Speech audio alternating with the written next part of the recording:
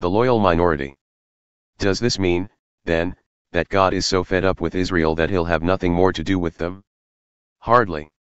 Remember that I, the one writing these things, am an Israelite, a descendant of Abraham out of the tribe of Benjamin. You can't get much more Semitic than that. So we're not talking about repudiation. God has been too long involved with Israel, has too much invested, to simply wash his hands of them. Do you remember that time Elijah was agonizing over the same Israel and cried out in prayer? God, they murdered your prophets, they trashed your altars, I'm the only one left and now they're after me. And do you remember God's answer? I still have 7,000 who haven't quit, 7,000 who are loyal to the finish.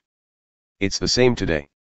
There's a fiercely loyal minority still, not many, perhaps, but probably more than you think.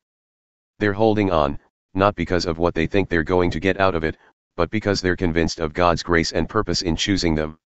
If they were only thinking of their own immediate self-interest, they would have left long ago. And then what happened? Well, when Israel tried to be right with God on her own, pursuing her own self-interest, she didn't succeed.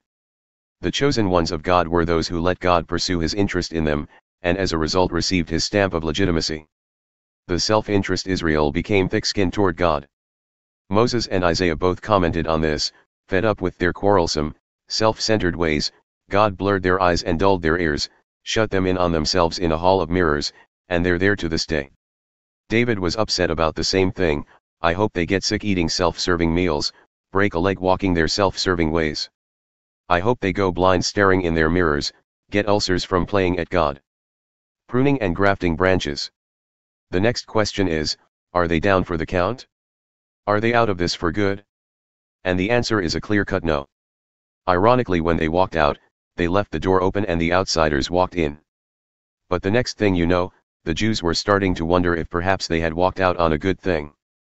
Now, if their leaving triggered this worldwide coming of non-Jewish outsiders to God's kingdom, just imagine the effect of their coming back.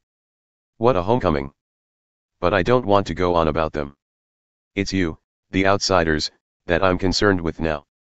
Because my personal assignment is focused on the so-called outsiders, I make as much of this as I can when I'm among my Israelite kin, the so-called insiders, hoping they'll realize what they're missing and want to get in on what God is doing.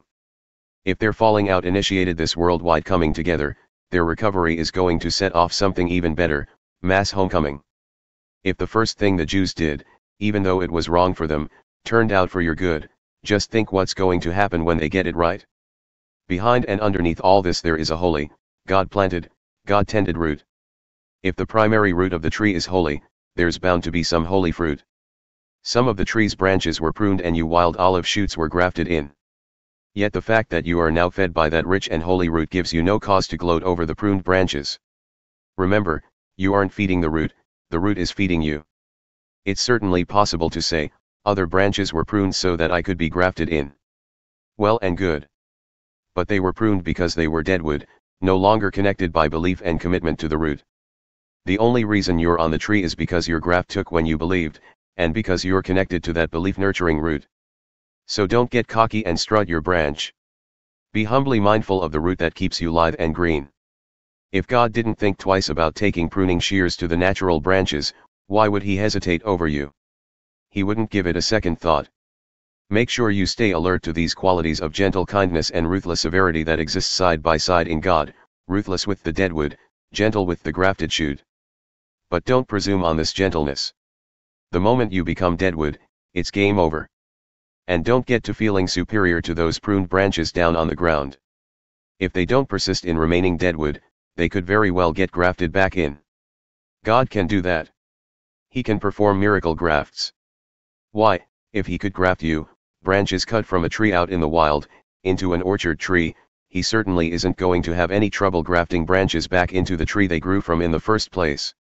Just be glad you're in the tree, and hope for the best for the others. A complete Israel. I want to lay all this out on the table as clearly as I can, friends. This is complicated.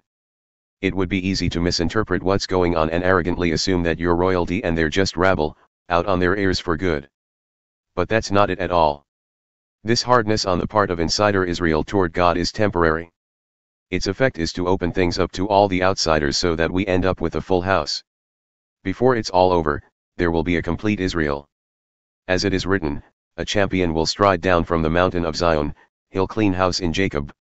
And this is my commitment to my people, removal of their sins.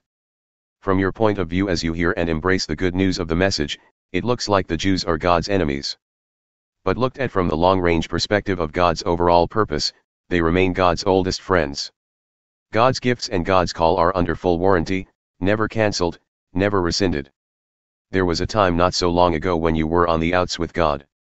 But then the Jews slammed the door on him and things opened up for you. Now they are on the outs. But with the door held wide open for you, they have a way back in. In one way or another, God makes sure that we all experience what it means to be outside so that he can personally open the door and welcome us back in. Have you ever come on anything quite like this extravagant generosity of God, this deep, deep wisdom? It's way over our heads. We'll never figure it out. Is there anyone around who can explain God? Anyone smart enough to tell him what to do?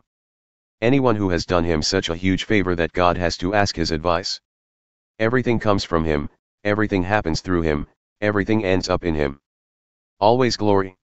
Always praise. Yes. Yes. Yes.